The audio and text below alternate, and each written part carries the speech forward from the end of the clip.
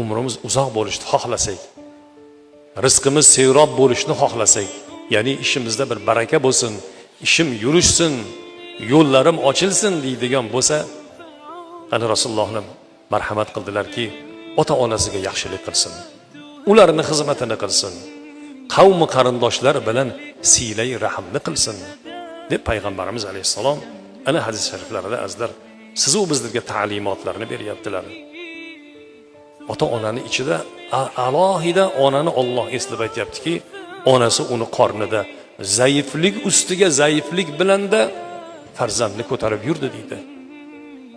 Homila bo'lganda ona 9 oy mana shu narsani jismida ko'tarib yuradi. Hech qanday malolsiz, hech qanday e'tiroz bo'lmaydi.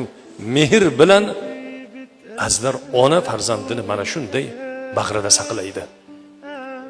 Ana azizlar ota-onamizni o'rni, maqomi naqadar yuksak.